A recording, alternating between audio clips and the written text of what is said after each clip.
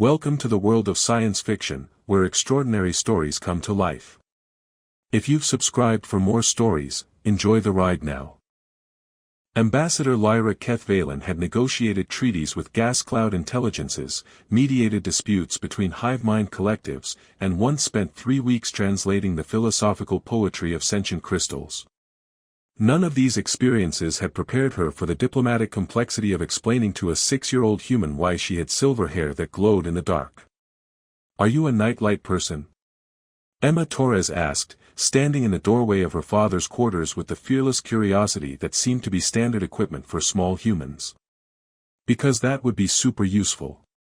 Papa says I can't have a real nightlight because it interferes with the station's power grid, but you're like a walking nightlight that doesn't need batteries."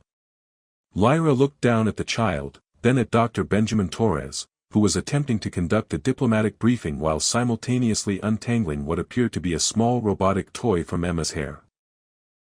The entire situation was far removed from the formal protocols outlined in her diplomatic training.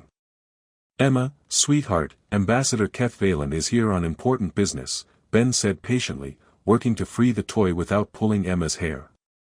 "We've talked about interrupting grown-up meetings. But she's really tall and pretty and her hair is doing that glowy thing," Emma replied, as if this explained everything. "Plus, her ears are all pointy like in the fairy tales." "Are you an elf?" "Papa reads me stories about elves, but they don't usually wear spacesuits." Lyra found herself at a loss for words, which was concerning given that her entire career was built on effective interspecies communication. In her culture, offspring were raised in communal education centers by trained specialists, with minimal contact with their genetic contributors until they reached intellectual maturity. The sight of a professional adult conducting official business while performing childcare was as alien to her as her luminescent hair apparently was to the child. "I am not an elf," she said carefully. "I am a member of the Altarian delegation. My hair contains photosynthetic cells that convert ambient starlight into supplemental nutrition." Emma's eyes widened with delight. "You eat light? That's amazing. Can you eat different colors? What does blue taste like? Does rainbow light taste like candy?" Ben successfully extracted the toy, which appeared to be a miniature spacecraft with extending solar panels, and handed it back to Emma. "What do you say to the ambassador?" "Thank you for being interesting," Emma said solemnly, then brightened. "Papa, can she stay for dinner? I want to ask her more questions about eating light. Maybe she knows why the cafeteria food tastes like it was cooked by robots who hate flavor." "The cafeteria food is cooked by robots," Ben pointed out. "And Ambassador Keth'valan is here on official business. She probably has important diplomatic things to do." Lyra was indeed here on official business, a routine negotiation about mining rights in the system's asteroid belt. However, the ion storm currently raging outside the research station had grounded her shuttle indefinitely, and she found herself with an unexpected abundance of time. More puzzling was her growing curiosity about the domestic scene unfolding before her. "Dr. Torres," she said formally, "if the offer of hospitality extends to temporary accommodation during the storm, I would be grateful for shelter." "Of course," Ben replied. "Though I should warn you, the guest quarters are being fumigated after the incident with the Proximan moss samples. You'd have to stay here, and it's not exactly diplomatic standard." Lyra looked around the quarters, taking in the efficient use of space, the collection of scientific journals mixed with children's drawings, and what appeared to be a fort constructed from furniture and blankets in one corner. It was chaotic by her species standards, but there was something oddly appealing about the organized disorder. "I find the arrangement adequate," she said. Emma clapped her hands together. "This is going to be the best sleepover ever. Papa, we should make pancakes for breakfast. The kind that look like spaceships. Do Altarians eat pancakes? Can you digest Earth food, or do you just eat light?" "Emma," Ben said gently, "maybe let Ambassador Keth'valan settle in before the interrogation." "It's not an interrogation, it's scientific inquiry," Emma corrected with the precision of someone who had clearly heard this distinction before. Papa says asking questions is how we learn about the universe. Lyra found herself studying the interaction with professional interest. The child addressed the adult with familiarity and affection, while the adult responded with patience and what appeared to be genuine enjoyment of the conversation. It was unlike any parent-offspring dynamic she had observed in her species or the dozen others she had worked with diplomatically. "Dr. Torres," she said, "may I inquire about your reproductive timeline? The child appears to be in early developmental stages, but you show no signs of recent genetic bonding stress." Ben paused in the middle of organizing Emma's scattered toys. "I'm sorry, genetic bonding stress. The physiological and psychological strain of the reproductive process," Lyra explained. "In my species, contributors require extensive recovery periods after offspring are produced. Your vitals suggest no such depletion." Emma looked between them with the expression of someone trying to follow a conversation in a foreign language. "Papa, what's she talking about?" Ben's expression shifted to understanding. "Ah. Ambassador, Emma isn't my biological daughter. She's adopted." The concept hit Lyra like a meteor impact. "Adopted? I chose to become her legal guardian and parent," Ben explained. "She needed a family, and I needed her too, though I didn't realize it at the time." Lyra stared at them both, her analytical mind struggling to process this information. "You voluntarily assumed parental responsibility for offspring with whom you share no genetic material?" "That's what families do," Emma said matter-of-factly. "They choose each other. Papa chose me, and I chose him. We're a team." "A team," Lyra repeated, as if the word were in an unfamiliar dialect. "The best team," Emma confirmed. "Papa helps me with my math homework, and I help him remember to eat lunch when he gets too focused on his plant experiments. He reads me stories about space dragons, and I remind him where he put his glasses." Ben smiled, unconsciously touching the frames perched on his nose. "She's very good at the glasses thing." Lyra watched this exchange with the fascination of a xenobiologist discovering an entirely new species. The casual affection, the shared responsibilities, the obvious deep connection between two beings who admitted they shared no genetic bond, it challenged everything she understood about family structures and social organization. "This is common among humans?" she asked. "Choosing your family?" "I'd like to think so," Ben replied. "Though Emma and I might be a bit unconventional, even by human standards." "Unconventional how?" Emma grinned. "Papa talks to plants, and I want to be the first kid to discover a friendly alien species. Plus, we live on a space station, which is pretty cool." "You have discovered a friendly alien species," Lyra pointed out. "You are speaking with one now." Emma's eyes went wide. "Really? You're my first official alien contact. This is the best day ever. Papa, I need to document this in my space journal." "Ambassador, what's your favorite color? Do you have any hobbies? Are there other kids in your species, and do they like to build blanket forts?" As the small human peppered her with questions while simultaneously constructing what appeared to be an architectural marvel out of cushions and scientific equipment, Lyra realized that her simple diplomatic mission had become something far more complex. She was witnessing a social dynamic that didn't exist in her carefully ordered world, and despite her logical nature, she found herself curious to understand how two beings could choose to become family and make it work. "Dr. Torres," she said finally, "I believe I would like to observe your domestic arrangements more closely. For anthropological purposes." "Of course," Ben replied, seemingly unaware that he was agreeing to let a trained diplomat study his family like a research project. "Though I should warn you, bedtime stories about space dragons can get pretty elaborate." Emma bounced on her toes. "And tomorrow I can show you my rock collection. I have 17 different samples from the asteroid mining operations, and Papa says some of them might have microscopic life forms." Lyra nodded gravely. "I look forward to examining your specimens." As she watched Emma drag Ben toward the kitchen with demands for dinner and detailed explanations of proper pancake-making technique, Lyra began to suspect that this assignment would challenge more than just her diplomatic skills. Lyra woke to the sound of Ben singing something called "The Wheels on the Bus," while simultaneously preparing what appeared to be a complex breakfast involving multiple cooking processes.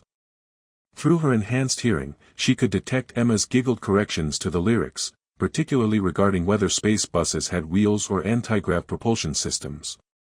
"Papa, you're being scientifically inaccurate again," Emma announced from her perch at the small dining table, where she was carefully arranging toy spacecraft in formation. "Buses on space stations don't have wheels. They have maglev systems." "You're absolutely right," Ben replied, flipping what Lyra now recognized as the promised spaceship-shaped pancakes. "How about, the maglev systems on the space bus go whoosh whoosh whoosh?" Emma considered this seriously. "That's better. But what sound do the airlocks make?" "Hiss click seal." "Perfect. Ambassador Lyra, do you want to hear our improved version of Earth songs that make more sense in space?" Lyra emerged from her makeshift sleeping area. Ben had insisted she take the bed while he used the couch, to find herself in the middle of what appeared to be a daily ritual of organized chaos. Ben was managing 3 different cooking processes while Emma provided running commentary on the scientific accuracy of children's songs, and somehow both seemed to be enjoying themselves immensely. "Good morning, Ambassador," Ben said, placing a plate of spaceship pancakes in front of her. "I wasn't sure about your dietary requirements, so I made these with synthetic proteins and trace minerals." Emma insisted on the rocket design. The pancakes were indeed shaped like spacecraft, complete with syrup arranged to look like engine trails. Lyra stared at the plate, trying to process the care that had gone into creating decorative food for someone who was essentially a stranger. "You prepared specialized nutrition based on my physiological needs," she said slowly. "Well, yeah. You're our guest." Emma said this as if it were obvious. "Papa always makes special food for visitors. Remember when Dr. Patel came over and Papa made those curry pancakes because Dr. Patel missed Earth food?" Lyra took a cautious bite. The pancake was not only nutritionally appropriate for her species, but actually quite pleasant. "This is enjoyable. Papa's the best cook on the station," Emma declared loyally. "Even better than the cafeteria robots, which isn't saying much because those robots cook like they're mad at food." As they ate, Lyra observed the intricate dance of their morning routine. Ben helped Emma with her mathematics homework, orbital mechanics problems that would challenge most adults, while simultaneously reviewing his own research data. Emma chattered about her plans for the day, which apparently included teaching the AI to play hide-and-seek and seeing if the hydroponic tomatoes are ready to harvest. "Dr. Torres," Lyra interjected, "do you not find the constant interruption of your work inefficient?" Ben looked genuinely puzzled. "What interruption?"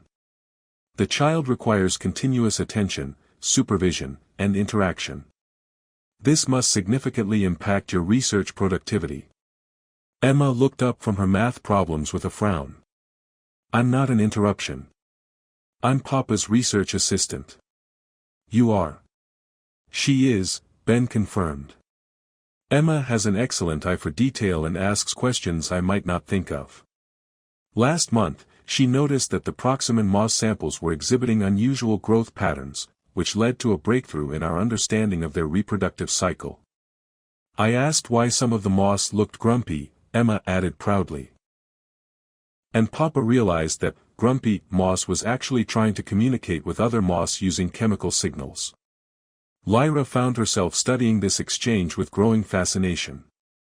In her culture, offspring were kept separate from professional activities until they reached intellectual maturity. The concept of a child contributing meaningfully to scientific research was unprecedented. And this arrangement is beneficial to both parties?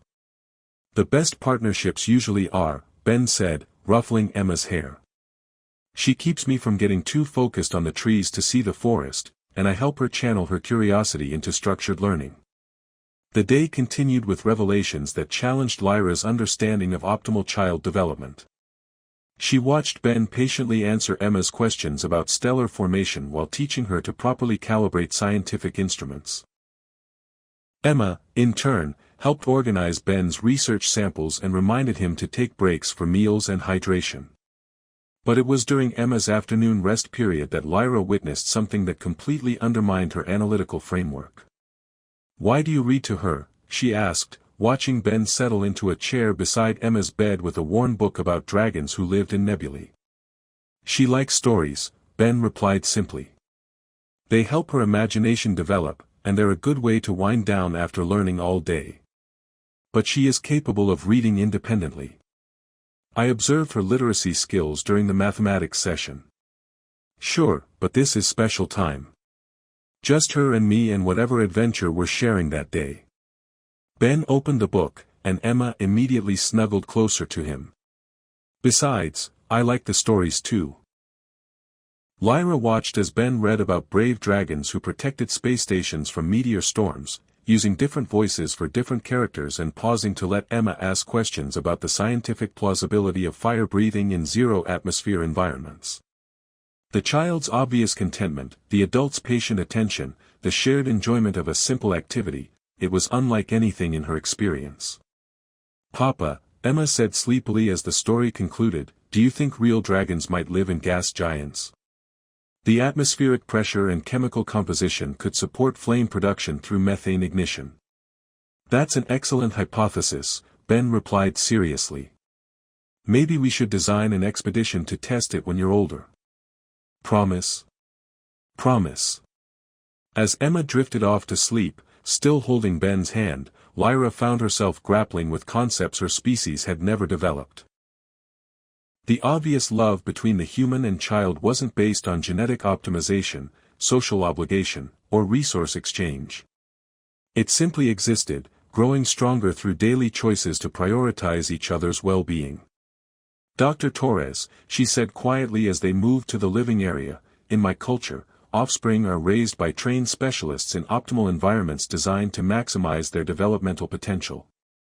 Parents contribute genetic material and resources, but direct involvement is considered inefficient and emotionally disruptive." Ben sat down heavily in his chair, looking suddenly tired. "And how does that work out?" "Our success rates for producing intellectually and physically optimal adults are among the highest in known space," Lyra replied, though for the first time, the statistics felt inadequate. "But are they happy?" The question caught Lyra off guard. "Happiness is subjective and difficult to quantify." "Emma's happy," Ben said simply. "She's safe, she's learning, she's loved, and she knows she belongs somewhere. That seems like success to me."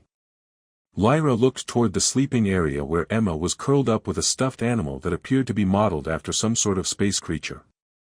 "The child has no genetic connection to you, yet she displays obvious affection and trust. How is this achieved?" "Time," Ben said. "Patience. Showing up every day and proving that you're not going anywhere. Emma came to me through the foster system after her original family was lost in a colony disaster. She'd learned not to trust adults because they kept disappearing from her life. And you changed this how? By being boring and consistent. Same bedtime stories, same pancake breakfasts, same person there every morning when she woke up. Eventually, she realized I wasn't going anywhere, and she decided I was safe to love." Lyra processed this information, trying to fit it into her understanding of optimal relationship dynamics. "This seems inefficient. Surely there are more systematic approaches to establishing trust and affection." Ben smiled. "Maybe. But love isn't really about efficiency, is it? It's about choosing someone every day and letting them choose you back." As Lyra prepared for sleep that night, she found herself thinking about choice, efficiency, and the strange human concept of family built on daily decisions rather than genetic programming. In her quarters back on the homeworld, she had optimal temperature control, perfectly calibrated nutrition dispensers, and no interruptions to her work schedule. But she had never woken up to someone singing scientifically accurate songs about space transportation, and no one had ever made her pancakes shaped like spaceships simply because they thought she might enjoy them. The emergency alarms began screaming at 0347 hours, jolting Lyra from sleep with their urgent electronic wailing. Through the thin walls of Ben's quarters, she could hear him already moving, his voice calm and reassuring as he spoke to Emma. "Just another drill, sweetheart. Remember what we practiced?" "Emergency protocols," Emma's sleepy voice replied. "Gather essential items, meet at designated evacuation point, stay calm and follow instructions." Lyra emerged from her sleeping area to find Ben helping Emma into her emergency suit, a child-sized version of the standard station gear that looked both adorable and heartbreakingly serious. But the expression on Ben's face as he checked his tablet made her realize this was no drill. "What is the nature of the emergency?" she asked, automatically falling into diplomatic mode. "Primary life support failure," Ben replied, his voice tight with controlled tension. "Coolant leak in the main reactor system. If we can't isolate it and reroute the thermal regulation within the next 6 hours, the whole station becomes uninhabitable." Emma looked between the adults, her young face processing the implications with remarkable composure. "That's bad, isn't it?" "It's manageable," Ben said, kneeling down to meet her eyes. "The engineering team knows what they're doing. But as a precaution, we're going to get you on the first evacuation shuttle with Mrs. Patterson and Dr. Kim's family." "What about you?" Emma's question was quiet but carried the weight of someone who had already lost one family to circumstances beyond her control. Lyra watched Ben's face carefully, noting the micro-expressions that revealed his internal struggle. His initial instinct was clearly to ensure Emma's safety above all else, but she could also see his awareness of his responsibilities to the research team. "I have to stay and help with repairs," he said gently. "The botanical systems are integrated with life support, and I'm the only one who understands the interaction protocols well enough to assist the engineering team." "No." Emma's voice was small but determined. "Last time the adults said they would fix things and come later, they didn't come back. I want to stay with you." Lyra felt something twist in her chest as she witnessed the child's fear and the man's obvious internal conflict. In her culture, such decisions would be made based on statistical probability and resource optimization. Children would be evacuated automatically, while adults would be assigned roles based on their technical contributions to problem resolution. But watching Ben struggle with the choice between his duty to the station and his love for Emma, Lyra realized that human decision-making operated on entirely different principles. "Emma," Ben said softly, "do you remember what we talked about when you first came to live with me? About how sometimes people we love have to do scary things to keep everyone safe." Emma nodded reluctantly. "This is one of those times. I need you to be brave and go with Mrs. Patterson. And I need you to trust that I will do everything possible to come back to you. Promise?" Lyra saw Ben's hands shake slightly as he helped Emma finish sealing her emergency suit. "I promise I will fight as hard as I can to keep that promise." The evacuation proceeded with efficient precision, though Lyra noted that Ben remained with Emma until the very last moment, only releasing her hand when the shuttle doors began to close. Through the viewport, Lyra could see Emma pressed against the window, her small face tracking Ben's figure until the shuttle disappeared into the star field. "Dr. Torres," Lyra said as they made their way toward the engineering section, "your emotional distress is evident. Will this impact your ability to function effectively during the repair operation?" Ben stopped walking and turned to look at her with an expression of barely controlled intensity. "Ambassador, that child is the most important thing in my universe. My emotional distress isn't going to impact my ability to function, it's going to make me work harder than I've ever worked in my life, because failure means I don't get to see her graduate, or watch her discover new species, or listen to her explain why cafeteria robots are terrible at seasoning." For the next 4 hours, Lyra observed Ben operate with a level of focus and determination that transcended professional competence. He worked alongside the engineering team, troubleshooting complex interactions between biological and mechanical systems, crawling through access tunnels filled with toxic coolant vapor, and pushing himself past the limits of physical endurance. When other team members suggested taking breaks, Ben refused. When the engineering chief expressed doubt about the feasibility of a particular repair approach, Ben found alternatives. When exhaustion began affecting everyone's judgment, Ben's remained sharp, driven by something more powerful than duty or professional pride. "He is remarkable," commented Chief Engineer Santos during a brief supply run. "I have never seen anyone maintain such focus under pressure." "He is motivated by love," Lyra replied, the words feeling strange in her mouth. In her language, there were multiple terms for different types of affection, obligation, and social bonding, but none that captured what she was witnessing. Love for his daughter. Love for his chosen family, Lyra corrected, and realized that she was beginning to understand the distinction. The breakthrough came when Ben noticed that the cooling system's failure pattern matched the growth cycles of the station's botanical specimens. His unique knowledge of both biological and mechanical systems allowed him to identify a solution that the engineering team alone would never have discovered. "The plants are drawing thermal energy through their root systems," he explained, working frantically to reconfigure the hydroponic networks. "If we can reroute the coolant flow through the botanical bays, the vegetation will act as a biological heat sink while we repair the primary system." It was brilliant, innovative, and completely contrary to standard engineering protocols. It was also the only option that could save the station. As the emergency klaxons finally fell silent and the life support readings returned to normal parameters, Lyra found herself studying Ben with new understanding. He had risked his life not because duty demanded it, but because love required it. The distinction was subtle but profound. "Dar.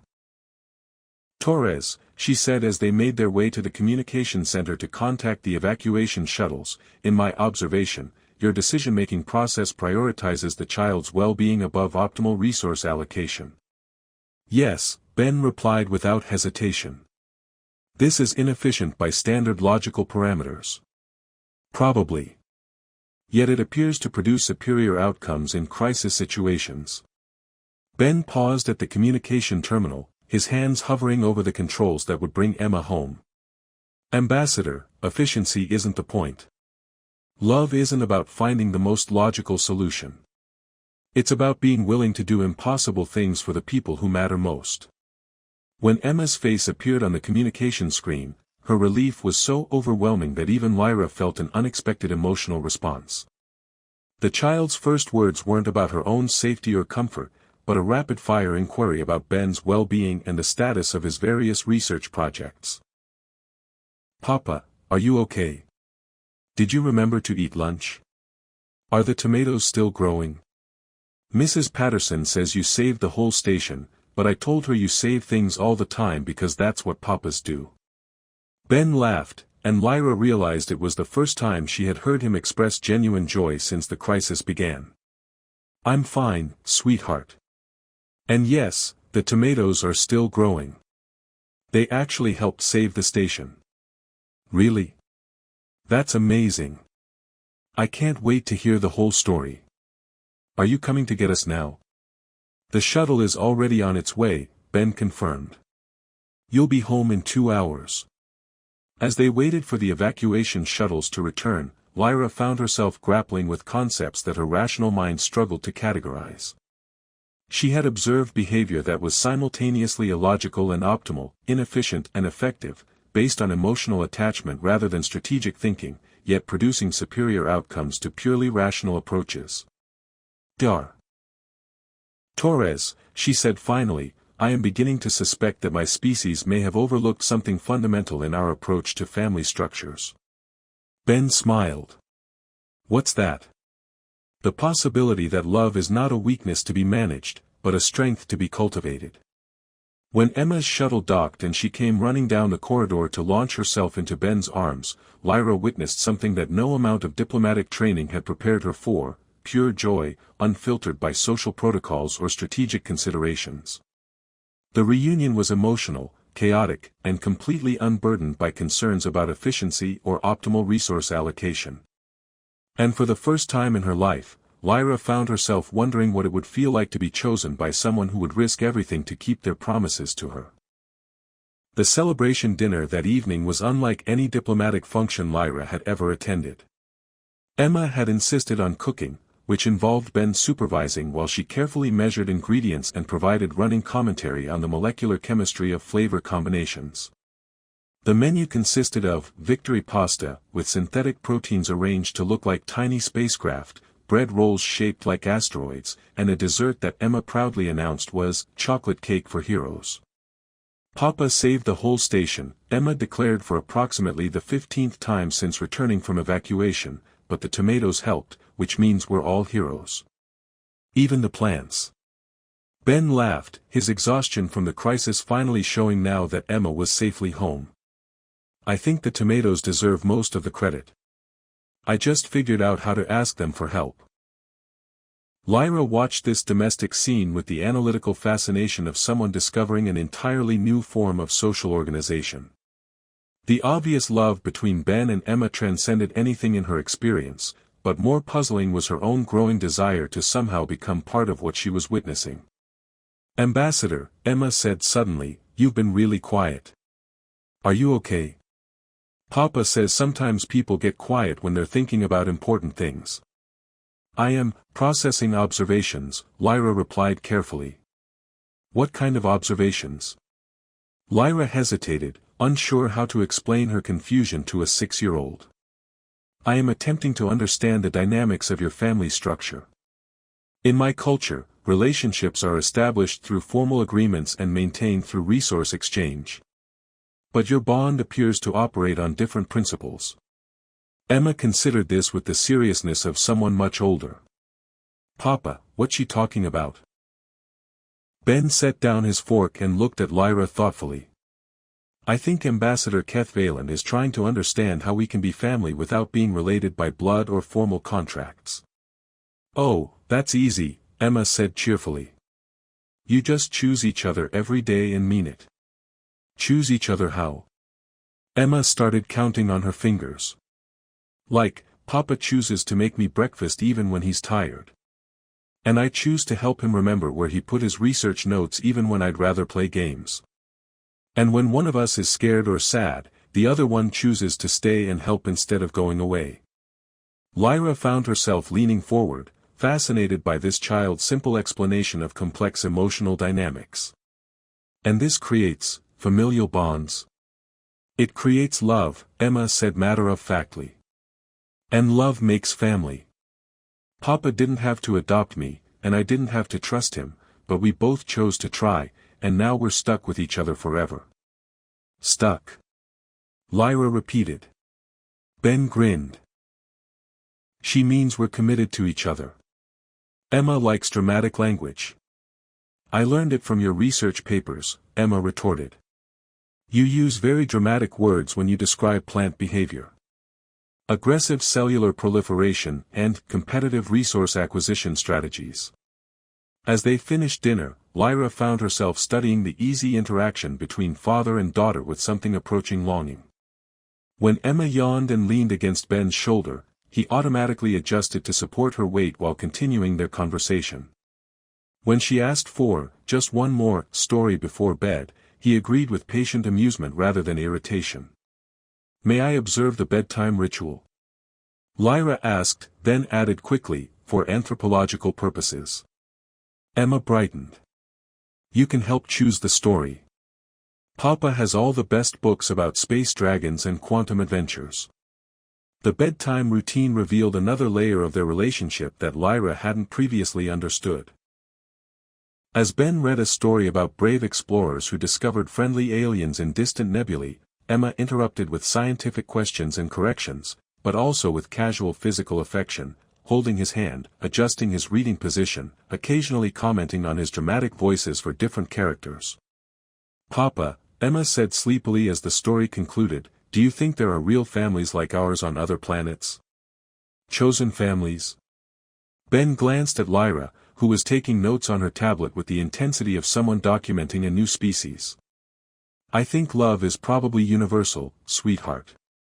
It might look different on other worlds, but the feeling of choosing someone and wanting to take care of them, I bet that exists everywhere. Emma nodded thoughtfully, then turned to Lyra. Ambassador, do you have family on your planet? The question struck Lyra unexpectedly. I have genetic contributors and a designated resource-sharing collective. But do you have people who choose you every day? People who make you spaceship pancakes and read you stories and stay with you when you're scared? Lyra felt something unusual in her chest, an ache she had never experienced before. No. I do not have such relationships. Emma sat up in bed, suddenly wide awake and clearly distressed by this revelation. That's terrible. Everyone should have people who choose them. Papa, we should fix this. Emma, Ben said gently, Ambassador Keth'valan comes from a different culture. Their way might work better for their species. But she looked sad, Emma insisted with the straightforward perception of childhood. And nobody should be sad about not having family. Lyra found herself the subject of Emma's intense scrutiny, and for the first time in her diplomatic career, she felt completely transparent. The child seemed to see through her professional composure to something she hadn't even realized existed. I am not sad, Lyra said automatically, then paused. I am curious about alternatives to my species' social structures. Emma brightened with the enthusiasm of someone who had just discovered a problem she could solve. You could be part of our family. We're good at choosing people. Papa chose me, I chose Papa, and now we could choose you too. The offer was so unexpected, so genuine, and so completely outside any diplomatic framework Lyra had ever encountered that she found herself speechless. Ben looked equally surprised, but not displeased. Emma, he said carefully, choosing family is a big decision. Ambassador Keth'valan might not want to be chosen by us. But why not? We make excellent pancakes, we know lots of interesting stories, and we're very good at helping people feel safe. Plus, she could teach us about eating light, and we could teach her about bedtime stories.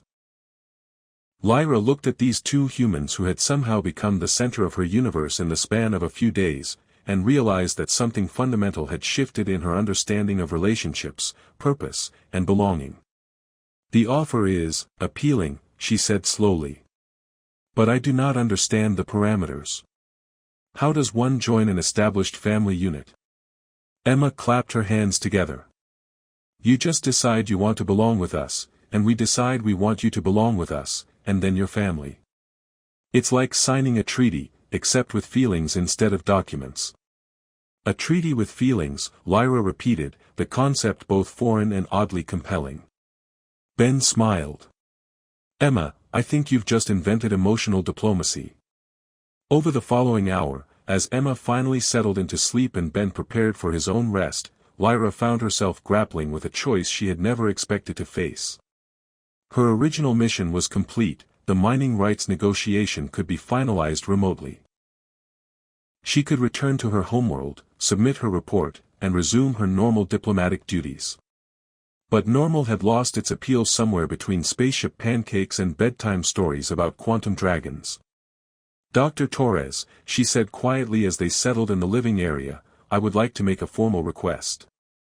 Of course. I would like to extend my stay at this research station indefinitely. Officially, to conduct a comprehensive study of human family dynamics. Unofficially. She paused, searching for words that didn't exist in her diplomatic vocabulary. Unofficially, I would like to accept Emma's invitation to join your family unit. Ben studied her with the same scientific intensity she had observed him apply to his botanical research. Are you sure? Being part of a family means being responsible for each other's well-being. It means showing up every day, even when it's inconvenient. It means choosing us over easier options. I have observed these requirements, Lyra replied. I have also observed the benefits, belonging, purpose, and the knowledge that someone will make you spaceship pancakes when you are far from home. Ben laughed. When you put it that way, it does sound pretty appealing. The next morning, Emma woke to find Lyra already in the kitchen, attempting to prepare breakfast with Ben's guidance. The pancakes were slightly irregular in shape and the syrup arrangement was geometrically precise rather than artistic, but the intent was unmistakable. "Are you making me spaceship pancakes?" Emma asked with delight. "I am attempting to demonstrate my commitment to your family's breakfast traditions," Lyra replied formally, then added with less certainty, "though I may require additional training in pancake design principles." Emma hugged Lyra around the waist, her small arms barely reaching. "You're going to be the best space ant ever." As Lyra filed her report to the Stellar Confederation, requesting indefinite extension of her assignment to study human social structures, she realized that she was documenting more than just diplomatic observations. She was recording her first experience of being chosen by people who saw her not as a resource or strategic asset, but as someone worthy of love simply for who she was. And for the first time in her life, when someone asked if she had family, her answer would be yes. She had a 6-year-old human who taught her about the molecular chemistry of emotions and a xenobiologist who showed her that the strongest bonds in the universe weren't forged by genetics or contracts, but by the daily choice to stay and care for each other. The universe was vast and full of wonders, but none more remarkable than the simple miracle of chosen love that turned strangers into family, one spaceship pancake at a time.